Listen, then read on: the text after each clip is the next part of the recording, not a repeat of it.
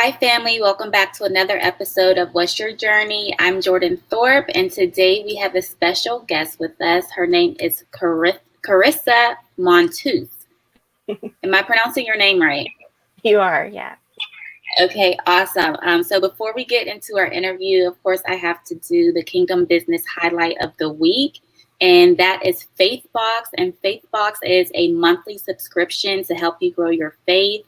So if you're looking just for little goodies and activities delivered right to your doorstep, go ahead and check out FaithBox. You can find them in the directory section in Jordan's Journey app. And that is available in the Apple Store and Google Play. Okay, so Carissa, how are you doing today? I'm doing great. Trying to stay cool. Yeah. How We're about both you? located in Southern California, so that's pretty cool. And it's very hot here. Yeah. But I'm doing very well. Been very busy and podcasting and, doing all that kind of stuff. And so if you can just introduce yourself and tell us a little bit about who you are and what you do. Absolutely. So I'm Carissa Montooth. I am a 6th-generation healer and a love coach, and I help single women heal their hearts from past heartache and attract commitment-minded partners without self-sabotage. Commitment-minded partners without self-sabotage. So what does that mean exactly? Well, that means that if you are not really about booty calls, but you want somebody to actually be a partner to you in your life, and if you're tired of reliving the same pattern in relationships over and over and over again, then that's what I help you do. I help you break out of that and actually heal your heart so that you're not attracting to yourself all those same experiences that you've had in the past that have been disappointing.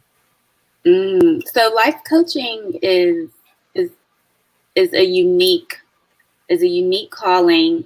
And so can you give us a little bit of background how you got into life coaching and specifically with healing and relationships? And with love. Yes. So I come from a family of healers. 5 generations of women in my family on my mother's side were all very spiritually aware, awake women. And helped to found Methodist churches in Ohio and different things like that, but we're also root workers and healers. And so that's always been kind of a dual thing in my family, is like a presence in that community, but also working as a healer separately from that. For me growing up, I was really like, I got to do this legit. Like, people think root workers are weird. So I've got to do something that's more, widely, accepted or something like that. Right. So I got my bachelor's degree in psychology. I got my master's degree in counseling. And I was like, this is how I'm going to help people. And what I started doing initially was working in community colleges. So I was teaching like the intro to college class, and I was helping people figure out how to match their values with their choice of career, which was what my first book, Job Hack, was about. But as I was doing those classes, I would have women come up to me after class and say, you were talking about personality types, and I'm this personality type, and my boyfriend is this personality type. So how can I talk to him about like taking the next step? Or I'm this personality type, he's this next personality type. Do you think we're going to make it? Or should we break up? Or those kinds of things. And there were so many situations where I was like, I know how to help you, but this isn't the setting for that. It's not appropriate for me to do that in this setting. And so I started to work separately as a love coach. And after a while, I was doing so much of that I really didn't have time for the counseling anymore. And it was the kind of a thing where initially it was love coaching that was kind of based on the personality types, and it was more the coaching side than the healing side of things. Because even though that's a family legacy for me, I still wasn't completely comfortable bringing that into my practice with clients. And then I had this amazing client, and I was like, I know what we need to do. That's going to be a really healing experience for your heart. It's like, you receive divine inspiration and you need to act on things, right? So it was that situation with a client. So I asked her, I said, there's this energy practice that we can do that would be really healing for the grief that you've experienced in this past relationship.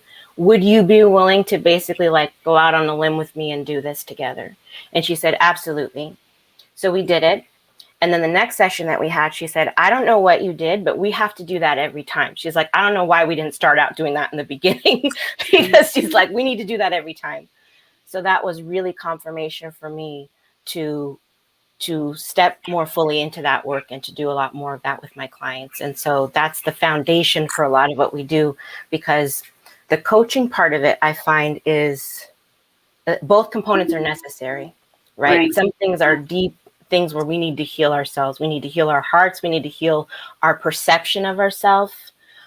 We need to heal those and clear out old beliefs about not deserving or not being worthy, or nobody's had it in my family like that before, so that means I can't have it. Generational beliefs, all those kinds of things. We need to heal those and clear those things out, right? Yeah. But then we also need somebody to be like, are you sure you want to agree to have dinner with your ex now that you're doing so much better? Like, are you sure you need to do that?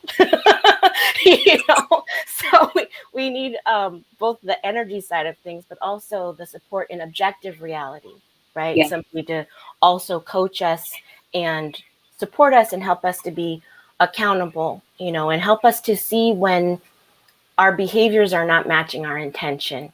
When our behaviors are not in alignment with our intention, and to also help us like stay, there's a point in the work that I do where we've done all of the healing work. We've gotten really, really clear and basically sent out our request of what we want, right? We've done a soul call, right? We've asked for this partner to come into our lives. Right. And then there's a period between that time and when the person actually manifests in our lives. And that's called the leap of faith, right? So when we're alone during the leap of faith, it's a lot harder to navigate it, because our energy kind of spirals down. We see like our friends getting married and we're like, how come she's getting married? And I've been working this whole time to try to have somebody in my life. And we're not upset with her, but we're like, why not me? Like, when is my good coming? So it can be really hard to stay in a positive place with our energy and stay faithful and know that good is coming for us too. And that's part of what I do, is that I stand beside my client and I hold her hand and I remind her of how far she's come. I remind her of all the prayers that have been answered up to this point. And I remind her that she's so much closer to where she wants to be than she thinks she is, because sometimes it can be very hard to do that by yourself. It can. And you talked about the healing process, healing from past hurts, trauma, generational curses, and things like that. What would that healing process look for someone if they're trying to get over that hump? What does that look like? Yeah. Well, first off, healing, I think can sometimes be misunderstood, because my belief and in my practice and everything that I've known and seen my whole life is that healing is always divine. Like, healing only comes from God, right? Yeah. So we can get information from other levels. We can get information from ancestors. We can get information from guardian angels. We can get information, right? But healing comes from God. Yeah. So and whatever we want to call God, sometimes people say God and the universe. I don't believe of those two things being interchangeable, because yeah, well, and if we think about our body, ourselves, that's a perfect example. Your spirit is spirit. Your body is a manifestation of that spirit, right? God is spirit, and the universe is a manifestation of the spirit of God. Right? That's such a great analogy. Thank you. So I don't think of universe and God as interchangeable. God is spirit and pure love and pure source, right? The universe is a system of laws. It's a system of laws that work whether you believe in them or not, and that are completely impersonal, right? And the law of attraction is one of those laws. So in terms of how healing looks, really what we're doing is, the way that we think of it is like, God has put all of these tools out here for us. And our job is to step forward to access them. Our job is to learn how to use them. Our job is to become co-creators with God of the life that we want to create, right? So it's like God puts an idea in our hearts, or puts something in our hearts, and puts gifts in our soul, and says, now you get to decide, because of free will, what you're going to do with those things. But if you step forward into these, the understanding of what these laws are, you can create what you want. It's like part of our job as human beings is to learn how to co-create with God. the life that we're going to live, and to learn how to use our gifts that we were given for the benefit and uplifting of society, right? Of humanity, rather. That's what I believe is like our big goal as human beings. And for me, healing is all about correcting, going back to the divine blueprint of whatever the situation is supposed to be. So healing, physical healing is, okay, now we're restoring the divine blueprint for your body, right? God has a blueprint for your body. This is being restored. We're agreeing that this is now restored, right? And you're going to do your part in energy, and you're going to do your part in objective reality for that manifestation to take place, right? And it's the same thing if you are healing a situation. It's the same thing if you're healing a circumstance. It's the same thing if you're healing an emotional state. So for me, it's all about correcting. It's all about restoring that divine blueprint for our lives, whatever area that is of our lives, whether it's our health, our wealth, our love, or our success, any of those areas. There's a divine blueprint for that. Right. And what has happened is, like, over time, we start to believe in little ways that it's not possible for us, or that we're not worthy of it. And we start crossing out things from our divine blueprint and going, okay, but really, this is what I can have because X, Y, Z. Like, we go, but really, my parents were divorced, and so that means love can't really last. Or really, I don't look how society says is the standard of beauty, so really I should settle. So I'm going to cross that out. Or really, all men cheat, so I'm just going to ask that I have a partner who doesn't cheat in front of me. Or really, we do all these things to, like, cross out because of what we, like, settle in advance. We start lowering our standards from from our original idea that God had for us. We start to lower that. Exactly. And so part of healing is how we correct that. Because these things, these beliefs that we have that change our blueprint, they're not just beliefs where we can change it in our mindset. It's spiritual energy that is residing in our aura. And it's not just a matter of, like, oh, I'm just going to think this same affirmation over and over and over again until something changes. It's like an energetic thing that exists within us. So we need to clear that out. We need to clear that block of energy or that stagnation or that pain out. And when you get into the healing side of things, like, different healers perceive energy in different ways, right? So they're going to look at someone's aura and be like, okay, I can tell what's going on with you because your energy looks like this or that to me, Sometimes there are healers who are like, they have to put their hand through your aura and feel what's going on. Sometimes there are healers who can actually hear something that sounds different in your aura, So the method of the healing, or the way that people are perceiving the energy, can be different, but it's always deeper than just a mindset shift. It's never just like, let me do a bunch of affirmations and then that will change things for me. Sometimes doing affirmations actually triggers your resistance in a stronger way, because the whole time you're saying to yourself, my soulmate is here and I am ready for him, and that you're not believing that in your heart because it doesn't go with your experiences, your spirit is saying, no, he's not. Are you crazy? And every time you say that, you're activating that. You're activating that energy, and you're in that energy. So it's like, sometimes things have to be cleared out, and then you have to start with baby steps. So you say things like, I am open and ready to be loved by a good man who is right for me. That's good. You start with the little things. You're not like, my soulmate is already here and we are blissfully happy. You're like, no, don't do that. You start with, I am open and ready to be loved by a good man who is right for me. Right. So we go through the healing process. We clear out that energy, and we start with the baby steps. Okay. So now we're open. We're ready for love. So how does dating and the law of attraction all work together when someone is ready to meet the person who God has for them? Yes. So part of that is self-love, right? So it's self-love, law of attraction, and dating. And those three things together work really, really well. And a lot of times we skip the self-love step because we think, like, like I've had clients where I've given them self-love work to do, like a self-love daily routine, weekly routine, monthly routine, these things to do. And as long as there's no man around yet, they're happy to do those things, and they do those things and they see changes happen. And then as soon as that person comes into their life, their self-love stuff goes out the door, and they're just focused on like, how can I do, you know, like how can I get closer to him? Okay, or so why does that happen? Because that is so common. Women, like, we're doing so well, we're on top of our game, and then as soon as this man comes, it's like we're focused on pleasing the man, and we just kind of fall off track. So why is that, and how can we be consistent? It's because what we're doing is we're loving ourselves as a substitute for real love. That's how we're thinking of it in our minds. We're like, I'm going to love myself until somebody better comes along for me to love. That's how we're thinking in our minds. So that's what's manifesting for us, because we put that as an order out into the energy of the world. We put that out into the universe, right? We say, I'm going to love myself until somebody better comes along for me to love.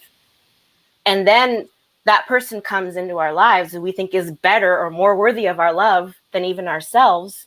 And those relationships invariably fall apart because they take us further away from self-love instead of deeper into self-love, right? And so when we really get that self-love is our relationship with loving ourselves is the most important thing that we can do, right? Yeah. It's like, that's what we are called to do. It's love your neighbor as yourself. If you don't love yourself, how can you love your neighbor? That's it. You know, so it's like we have to love ourselves first. That's the foundation. And that's in terms of like a law of God, right? There's a universal law that impacts that. Because what we're doing is with law of attraction, it says that we attract what we focus on the most, not what we want, what we are focused on the most. What we give the most of our energy and attention to is what we attract, right? And there are 12 different universal laws, right? This is just the one that people have written the most books about, and it's like flashiest, right? So can you go through the 12 universal laws, or that's like a whole other podcast. That's why I would love to sometime, but yeah, there's like the law of cause and effect, and there's the law of incremental wealth, and there are like all these different laws. But the law of attraction just says whatever you focus on the most is what's going to increase in your life. Right. So if you're focused on, I deserve love, it feels good to be loved, I receive my own love, I am worthy of love, you're going to receive more things in your life that bring that to you. And that's why healing the wounds from earlier relationships is so important. Because if you, for example, there are these 5 wounds that you can have from a relationship. You can have an anger wound, a shame wound, a grief wound, a confusion wound, or a fear wound. And those are the 5 main ones. And you can have one of those or all of those. But if you are in a grief wound and you try to date, you're going to attract more things that make you grieve. You're going to attract more to grieve about because of the law of attraction. So it's like those things have to be healed. Now we go into self-love. And self-love is where you're sending out a message that says, I deserve that I am worthy of, I believe that I am worthy of love. I believe that I deserve love. Because if you say, I want love to come to me, but you deny yourself your own love, you're praying in 2 ways. You're praying, it doesn't work. You cancel out your prayer as you make it. You know? Wow. So it's like, it all has to be in alignment. If you want to receive love, you have to give it to yourself because you're showing that you believe you deserve it. So self-love isn't just like a catch term for like, make sure you get more massages and take some bubble baths and stuff like that. Say no, have boundaries. It's not just that. You know, those can be components of it, which are important. Right. But really it's that you are setting an intention and sending it out in energy at every level that says, I believe I deserve love and I am ready to receive it. And I am not in resistance to it and on any level, you know. And the more that we do that, then when someone does come in, it's like you attract people who treat you the way you know you deserve to be treated. You know, that's how that makes dating a lot easier, because whether you go online, which is something I'm going to teach a workshop about conscious online dating without self-sabotage in my Secret Seduction Sorority Facebook group in a couple of weeks. But whether you go online, which is like a great way of meeting people if you're in the right energy, or whether you want to just meet people, you know, in face-to-face, whatever you do, you're bringing your same energy with you in all of those contexts. So whether you're online or whether you're in person, your energy is going to be read the same, you know. So healing is important for that, because no matter where you are, you bring you with you. Right. And, you know, I hear a lot about energy, good energy, bad energy. And, you know, I know that we vibrate, high vibrations, low vibrations. So how do you stay on the high vibrational, good energy level? Yeah. Well, there are two big things that help you with that. One is forgiveness. Like the energy of forgiveness is actually the same brainwave as the energy of love. Wow. But a lot of times it's a delta brainwave. And a lot of times though, we forgive prematurely as like a way of spiritually bypassing something. We just want everybody to be okay, and we just want the situation to go away. So we pretend we're all fine with it, right? So we'll forgive prematurely, even when it's not appropriate for our spirit to forgive. Or we'll forgive and still spend time with that person because we're not really forgiving. We're just kind of hoping that it changes, and that, you know, it's like we're not really learning what we needed to learn from whatever that situation was, you know. Or sometimes we forgive because we're in a situation where we're being pressured to forgive because it's for the benefit of the person who hurt us. Right. So we're in like in our family or something like that. They might be like, you need to forgive this person and let that go. But you're not ready to forgive that person and let that go. And nobody is thinking about you as the victim of whatever happened. They're thinking about the perpetrator, and it feels like everybody's on that side. So forgiveness can have a lot of different, it can be misused and abused, you know. But forgiveness is one of the major things that helps us keep our vibration high, because it's literally, you know, you've probably heard about decluttering, how people will make a big deal about how their life changed when they declutter, they manifested all these things, right? Forgiveness is decluttering in our spirit. It's spiritual decluttering. It's literally like we're letting all of these things go. And one way of thinking about it is to think that thing, like sometimes we feel like this thing was so bad, there's no way. But Carissa, if you understood what happened, you would know why I can't forgive this, right? I've had people who say that to me. And what I say is try to think of it like that thing was so horrible, or that thing was so bad, or that thing was so wrong that you cannot go another day being connected to it in energy at all. Think of forgiveness as that, you know, if it has to do with something that someone did. And then the other thing for forgiveness is forgiving ourselves, because so often we are the ones that we need to forgive because we were in a situation too long and we knew we should have got out of it, or because we did things that were not in alignment with with who we want to be and with who we know we really are. You know, and we need to really forgive ourselves for those things. Forgiving ourselves is one of the biggest ways that the energy of forgiveness can be helpful for us. And then the second thing besides forgiveness is gratitude. And the thing about gratitude is people go, oh yeah, gratitude journal, blah, blah, blah, blah, blah. It's become kind of cliche, right? With gratitude. Right. But if you think of it like, if you imagine somebody gave you a gift, right? And you were like, oh, this is not really what I wanted, but whatever, thanks, right? Or they gave you a gift and you just took it and put it down and didn't really acknowledge it or say anything. You can imagine they're not going to really want to give you a lot of gifts, right?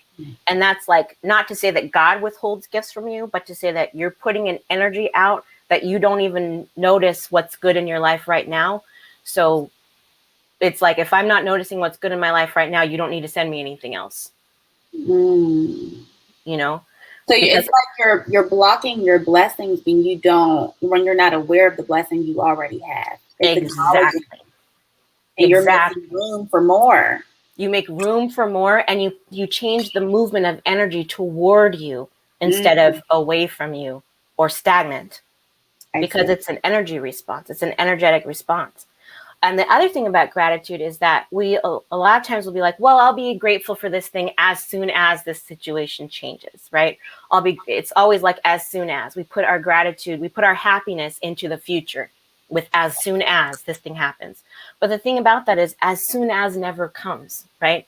So gratitude is also a way of us being in the present rather than always putting our focus into the future or regretting the past or whatever. It's bringing us into the present, which is our point of power. That's where we're going to create from, is the present. So it's like, if you can't be happy with what's in your life right now, how can you be happy? How do you know you're going to be happy in the future? The future never comes. It's always right now, you know? So it's like, we have to train ourselves to be happy right now. Yeah. You know, to see all of our blessings and everything good that's in our lives right now, and to just lavish love and appreciation on those things. My husband had COVID a couple of weeks ago, and our daughter had to stay with my mom for about like a week and a half. And it was really, really difficult for all of us. And when we came out of that, I was like, thank you so much that we've been vaccinated. Thank you so much, because it could have been so much worse for him. You know, thank you that my mom lives so close by, and that my daughter loves her and they have a great relationship, and she could stay with her and I would know she was being really well taken care of. Thank you that we have a big enough home that my husband could be isolated and still be comfortable, and we could be in the same place. You know, like, thank you that I have my entire business is set up online, so I did not lose any income during that time of having to be home with him. I was just thinking about all these things and just like, thank you, thank you, thank you, thank you, you know, because it's so easy to just go, all these terrible things happened and da da da da da, but look at the blessings, look at how you were carried through it, you know, look at how you were carried through it. Look at how God has brought you through it. Exactly. You know, and you're alive and well. And is your husband doing well? He is doing great. Everyone tested negative about 2 weeks ago.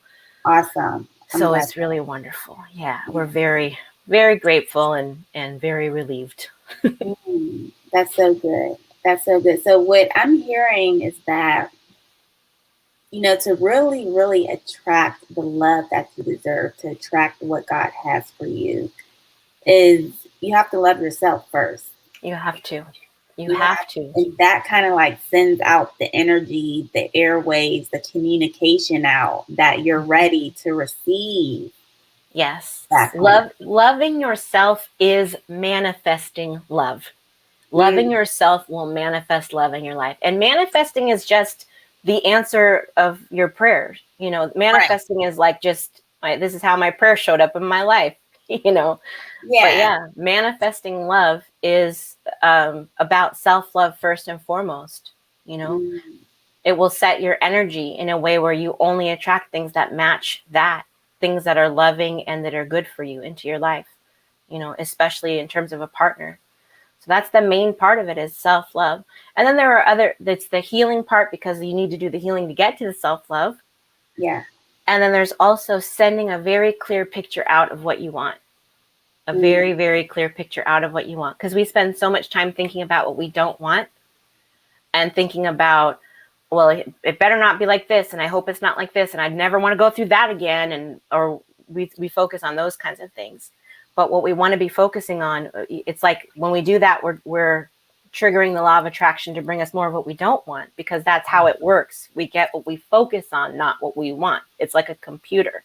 It doesn't care what you meant. It cares what you said. Right. You know? It's like that. So yeah, self-love, healing, and sending a really clear picture out of what you want. Those are the things that bring in love. That's so good. And so we always do a journey takeaway when we're coming to the end of each episode. So that's just, you know, one thing or takeaway you would want to leave to the listeners that kind of sums up everything. What would be your journey takeaway for us? The takeaway would be, you don't make love happen, you make love welcome. That's good. Yeah, you make love welcome, and you do that through healing and self-love. Awesome. And where can we find you? If someone is interested in working with you, any of your services or books, where can we find that information? You can find me online at CarissaMontooth.com, which is CarissaMontooth.com.